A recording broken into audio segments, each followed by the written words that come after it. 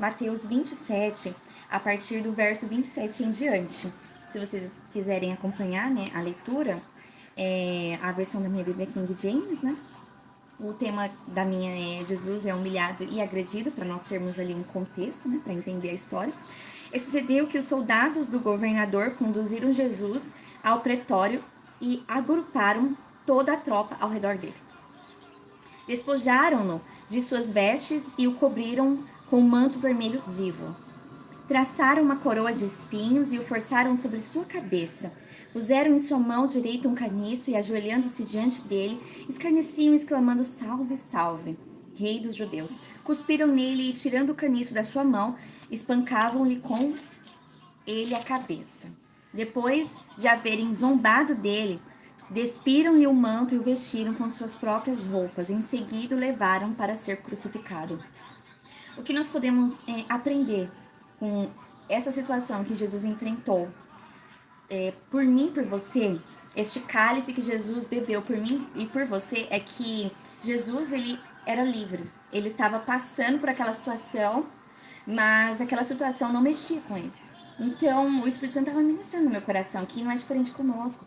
Quando nós vivemos uma vida no Espírito, quando nós desejamos viver através da mentalidade espiritual, quando nós pedimos para o Espírito Santo renovar nossa mente, quando nós estamos passando por adversidade, por circunstância, não mexe com o nosso emocional. Porque o reino de Deus é um reino de governo. Então, Jesus, ele sabia que ele era filho e ele era revestido do poder de Deus. Era revestido do amor do Pai. Porque ele sabia que ele estava fazendo a vontade do Pai. Então, quando nós estamos fazendo a vontade do Pai, nós vamos simplesmente agradecer. Pai, a tua graça me basta, o poder se aperfeiçoa na minha fraqueza. Então, eu imagino que Jesus tinha essa mentalidade. Ele sabia que era filho. Porque o mal, ele não pode mexer com uma mentalidade que sabe que é filho, que sabe que tudo coopera para o bem. Porque, literalmente, essa circunstância estava cooperando para o bem. Então, quando ele estava passando por essa perseguição, sendo ali humilhado, quando eles estavam batendo em Jesus, o Espírito Santo estava ministrando na minha vida, que estava saindo, sabe o quê? Perfume. Tava saindo essência, tava saindo um cheiro maravilhoso. Mas sabe o que Jesus estava sentindo quando aqueles soldados estavam batendo nele? Tava sentindo um cheiro de enxofre, cheiro de carniça. Então, Jesus, ele não reagiu porque ele sabia que não era aquelas pessoas. Era o próprio mal usando aquelas pessoas. Ele simplesmente, o que saía de Jesus era amor, compaixão, misericórdia. A respeito daquelas vidas que estavam perseguindo ele, que estava batendo nele, que estava humilhando ele, que estava colocando coroa de espinho. E naquele processo que ele estava passando, eles já estavam ali humilhando ele, batendo nele, e já estava saindo o sangue dele. Ele já estava bebendo o cálice que era meu e seu. E aqui fica uma lição que nós temos que agradecer, independente das circunstâncias. Porque a circunstância, ela não vem para nos matar. O processo vem não para nos matar, mas para gerar Cristo em nós, para nos forjar, para nos refinar. O ouro, ele é refinado no fogo, a espada é refinada no fogo. E não é diferente conosco. Então, nós vamos passar, sim, pelo processo de fogo, não é para nos matar. Lembra lá de Sadraque, Mesaque e Abednego? Eles não se prostrou perante ali aquela estátua, porque eles colocou no coração deles que eles iam adorar somente o Deus verdadeiro. E eles tinham fé. Por quê? Porque eles estavam vivendo a partir do espírito, do espiritual. Eles não estavam mais vivendo para este mundo. Eles tinham literalmente morrido para este mundo. Então, quando o rei chamou eles ali para ser jogado na fornalha, aquele fogo não consumiu eles. E nem ficou com catinga de queimado. E quando aquele rei viu ali mais um, que no caso era o Filho de Deus, era o próprio Jesus caminhando com eles, né? Com Sadraque, Mesaque e Abednego. E havia um quarto homem. E não é diferente conosco. Então, o que o Pai quer nos ensinar é: por que te preocupas? Eu estou contigo? Eu estou contigo nessa fornalha? Eu estou contigo andando no meio da tempestade? O Espírito Santo está me falando para falar para vocês a respeito de Jesus, quando ele estava na popa do barco, estava descansando, ele estava tirando um cochilo, enquanto as ondas estavam ali, né, tentando assustar os discípulos, mas Jesus ele nos ensina uma bela lição, que na circunstância, quando as ondas do mar estiver agitada, nós temos que simplesmente descansar no Senhor. Nós temos que agradecer a Deus, porque tudo coopera para o bem. Porque algo que o Espírito Santo tem ministrado no meu coração, que o Pai, ele não pega leve com quem ele quer investir, com quem ele quer usar. Então, ainda mais agora, nos finais dos tempos, onde ele tem levantado o exército dele, o remanescente, ele não tem pegado leve, ele tem pegado pesado. Não pra nos matar, mas é porque ele acredita em você, ele acredita no seu potencial. Então, não foi diferente com Jesus. O Pai passou o propósito ali para Jesus, Jesus concordou. Claro que ele passou por aflição, mas ele falou: Pai, se possível, faz de mim este cálice, que eu quero um cálice meu e seu. Mas faça a sua vontade, nós temos que fazer a mesma coisa. Nós temos que simplesmente, Pai, faça a sua vontade. Fortalece o meu emocional. Não deixe o mal entrar na minha mente. Observe que o mal não conseguia entrar na mente de Jesus. O mal fez de tudo. Usou aqueles soldados ali pra tirar a roupa de Jesus, trocar a roupa de Jesus, colocar uma coroa de espinho. Humilhando ele, ajoelhando sobre ele, falando: salve, salve, ó rei dos judeus, para tentar desestabilizar ele, para tentar mexer com a mente dele. Porque, por exemplo, quando tudo começou, foi lá no Jardim do Éden, e você percebe que a antiga serpente mexeu na mente de Eva, e não é diferente nos dias de hoje. E o mal também tentou mexer na mente de Jesus. Mas Jesus, ele sabia quem é, então nós temos que ter essa certeza. Nós temos que ter a certeza que nós somos filhos de Deus. Então, quando o mal vier nos afrontar, vier nos humilhar, quando o mal vier usar pessoas para te afrontar, para te humilhar, você simplesmente fale para o maligno que você é filho de Deus. E quem é ele que vem com espada, com lança? Que você vem no nome do Senhor. Então eu tenho aprendido, ontem o Espírito Santo usou a filha dele para falar comigo, uma filha dele, que a gente tem que reconhecer a autoridade que Deus colocou nas nossas mãos.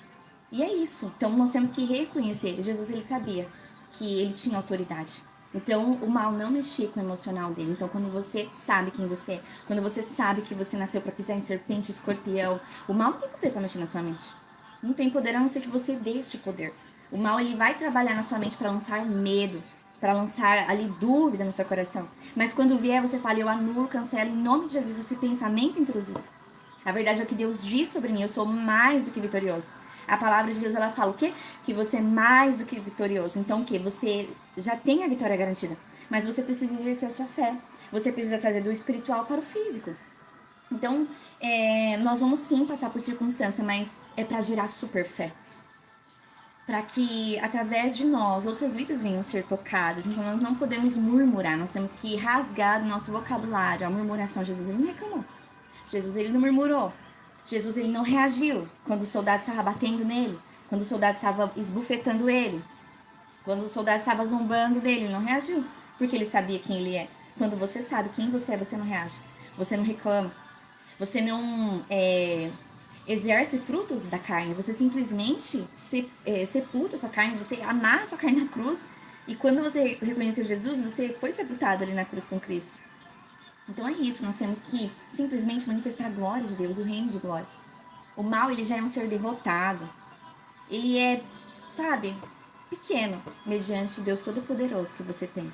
Então, para darmos seguimento aqui na leitura, né? Agora nós estamos em Mateus 27, a partir do verso 32, a crucificação do rei.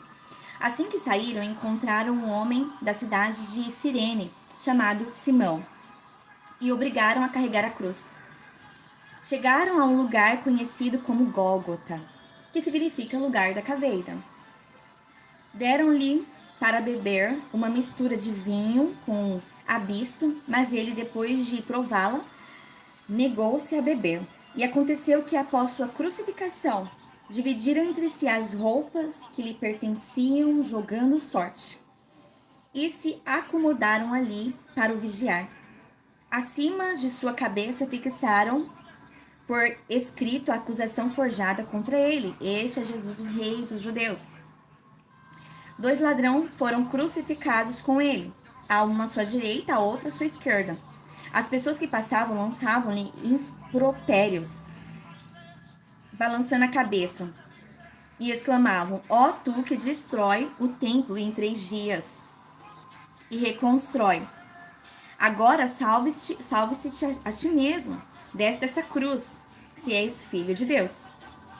Do mesmo modo, os chefes dos sacerdotes, os mestres da lei e os anciões zombavam dele, vociferando: salvou a muitos, mas a si mesmo não pode salvar-se. É o rei de Israel. Desça agora da cruz e passaremos a crer nele. Pregou sua confiança em Deus, então que Deus o salve neste instante, se verdadeiramente por ele tem piedade, pois afirmou sou filho de Deus. Igualmente, ultrajaram os ladrões que ao seu lado haviam sido também crucificados.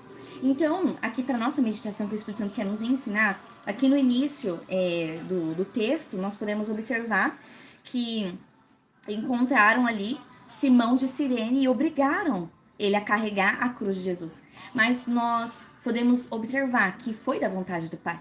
Porque o Pai aqui quer nos ensinar uma lição. Que o reino dos céus é um reino de unidade. Que nós temos que ajudar uns aos outros. Nós temos que... Paulo mesmo fala, né? Para ajudar a carregar os fardos uns dos outros. Nós temos que entender que nós somos irmãos em Cristo. E que nós não estamos aqui sozinhos. Elias, quando ele estava passando aquele momento de dificuldade, ele também achou que estava sozinho. Mas o que o Pai falou para ele? Elias, eu reservei 7.000. Então, nós temos que entender que nós não estamos sozinhos. Que tem outros remanescentes.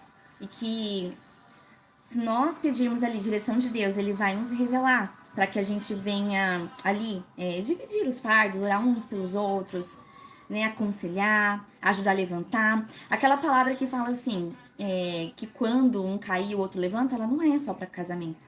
Ela é para o corpo de Cristo também. Nós temos que entender que nós temos que ajudar uns aos outros. Simão de Cirene ajudou Jesus, filho de Deus, 100% homem, 100% Deus, a carregar a cruz.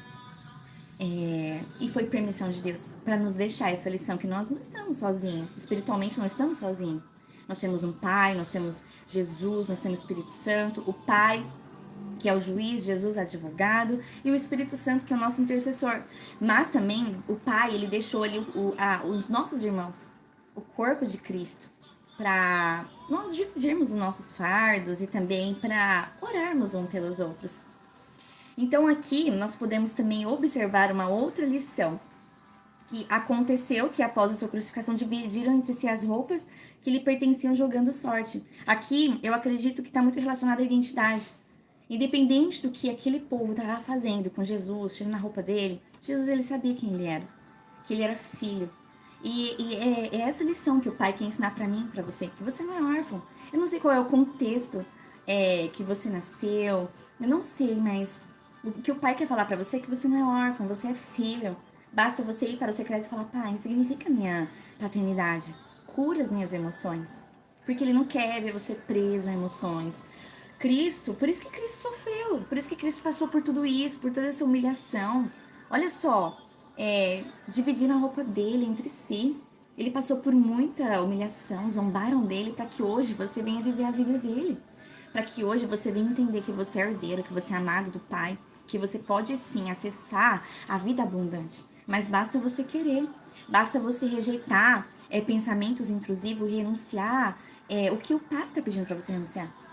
Por isso que o Pai deixou, através de Jesus, o Espírito Santo. O Espírito Santo ele está aqui para nos lavar, para nos transformar. Para que nós não venhamos ser escravos de emoções. Para que nós não venhamos ser escravo do passado. E escravo dessa emoção, da falta de paternidade. Porque você não é órfão, você é filho. O Pai, ele ama você, ele sonhou com você desde o ventre da sua mãe, ele te formou e ele tem um propósito para você. Então você não está sozinho. Ele está com você, mas basta você pedir. Ele está à porta, o tempo todo batendo: filho, eu estou aqui. Abra para mim entrar. Você não está sozinho, o Espírito Santo está ali. Por mais que você se sinta sozinho, você não está. O Pai, ele está ali, esperando você chamar o Espírito Santo para ele curar suas emoções. Ele não quer que você fique olhando para o passado, ele não quer que você fique ansioso, ele não quer que você fique, preso em emoções. O reino de Deus não é emoções, o reino de Deus é governo. O reino de Deus é acesso. Nós temos que entender. Ontem o Espírito Santo me deu uma frase muito interessante, que o Pai, ele não tem filhos mimados. O Pai, ele não tem filhos mimados e ele não quer filhos mimados. Ele quer o quê? Filhos maduros. Filhos que sabe quem é, que é filho, que age como filho, que tem maturidade e que gera favor no secreto. Então, quando você gera favor no secreto, o pai, ele estende o cetro de justiça para você. E ele tira aquilo que tem no seu coração. Você pode ter tudo, mas nada pode ter o seu coração. O Espírito Santo me falou isso. Nós podemos ter tudo aqui na Terra, nós podemos ter recursos, nós podemos ter casas, nós podemos ter ministérios, mas essas coisas não tem que ter no nosso coração. O nosso coração tem que ser exclusivamente do Pai. E por que ele fala isso? Para nos proteger, para guardar as nossas emoções, para que o mal não tenha uma porta para te deixar para baixo, para ter controle sobre as suas emoções, entende? Então, aqui embaixo nós podemos observar no verso 38 de Mateus 27 que havia 2 ladrões que foram crucificados. Então aqui nós podemos ver que é uma representação de quem reconhece a Jesus e de quem não reconhece. Aquele ladrão que falou assim, que Jesus era inocente e falou para Jesus assim, lembra-te de mim quando estiveres no teu paraíso. E Jesus falou, hoje mesmo você estará. Representa eu e você. Representa eu e você que reconheceu Jesus Cristo como único e suficiente Salvador. E que desejou viver a vida de Cristo, que crucificou a carne na cruz. Então, naquele caso, aquele homem que reconheceu a Jesus ali na cruz, o processo dele de purificação foi muito rápido. E o Espírito Santo estava ministrando. Por que foi tão rápido? Porque ele teve um coração puro ao reconhecer que Jesus não merecia estar naquela cruz. Tanto é que ele falou pro outro ladrão, tem outras versões, né? Aqui em Marcos, Lucas e João, que fala que aquele rapaz que estava ali preso falou pro outro, né? Nós somos culpados, mas ele é inocente. Então ele tinha pureza no coração. Então naquele momento o processo de purificação dele foi instantâneo, foi muito rápido. Então por isso que ele conseguiu inaugurar o paraíso com Jesus. Porque o Espírito de Deus purificou ele rapidamente.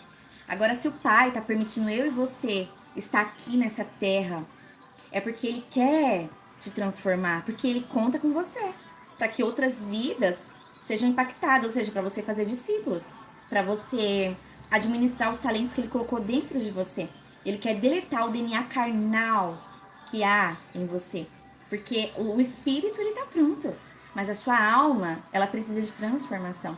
Então nós temos que dar liberdade para o Espírito Santo curar as nossas emoções, nos libertar de crenças limitantes, nos libertar do passado, para que nós venhamos estar preparados e prontos para o propósito. Ele quer te tirar de cativeiros espirituais, ele não quer que você fique preso a cativeiros espirituais.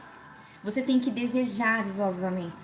O avivamento ele está próximo de acontecer. E Deus ele tem levantado você, um remanescente, para você desejar viver esse avivamento aí na sua casa, você com a sua família, e desejar ser liberto em suas emoções. Não é porque nós estamos ali, que nós já reconhecemos Jesus, que nós estamos perfeitos. Não.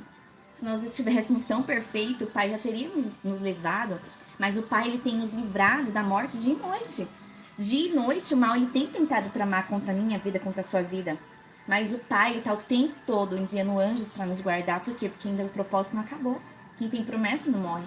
Mas nós temos que entender que nós temos que passar pelo processo de forja, de lapidação, de refinamento, para que nós venhamos estar pronto para o propósito. Agora, o outro homem que estava lá na cruz, ele não quis reconhecer Jesus. Ele quis escolher as trevas. Ele não quis crucificar a carne dele. Ele não quis renunciar ao mundo. Ele não quis renunciar à maldade. Ele não quis renunciar à consciência da carne. Ele quis ser imitador deste mundo. E, infelizmente, ele não pôde herdar o paraíso com o outro rapaz que estava ali na cruz. Infelizmente, ele foi lançado no Sheol. E é isso que vai acontecer nos finais dos tempos. Nós temos que ser filhos maduros e entender que é real. A palavra de Deus, ela é real. Ela é real. Nós temos que entender que nós estamos aqui para fazer uma escolha. Que nós estamos de passagem, nós somos peregrinos, nós somos forasteiros. E nós temos que reconhecer o Filho de Deus, porque Ele é o caminho, a verdade e a vida. E ninguém vai ao Pai senão por Jesus. E a palavra de Deus fala o quê? Se você confessar Jesus perante os homens, Jesus vai te confessar perante o Pai. Nós temos que cumprir tudo que está escrito na palavra de Deus. E nós temos que entender que não é uma vergonha nós reconhecermos o Filho de Deus, reconhecer que ele foi inocente, que ele bebeu o nosso cálice, que era meu e seu. Nós temos que reconhecer. É por isso que o Pai quer que você reconheça. O Pai quer que você reconheça o amor que ele teve por você. Para que você venha também passar a eternidade com ele. Porque o Pai ama você, mas você precisa querer. O Pai não quer ninguém robô do lado dele. O Pai não quer ninguém obrigado do lado dele. Ele quer pessoas que realmente amem a ele e que renunciou ao mundo, que crucificou a carne na cruz. Então, a outra reflexão que o Espírito Santo também quer nos ensinar é que as pessoas que passavam ali lançavam em impropérios, balançavam a cabeça, no Mateus 27, verso 39, né? Exclamavam, ó tu que destrói o templo em 3 dias. Por quê? Porque eles não entenderam que se tratava do templo espiritual. Se tratava de mim, de você. Nós somos a casa do Espírito Santo, nós somos o templo. Só que aquele povo, eles não estavam entendendo. Eles estavam presos a crenças limitantes.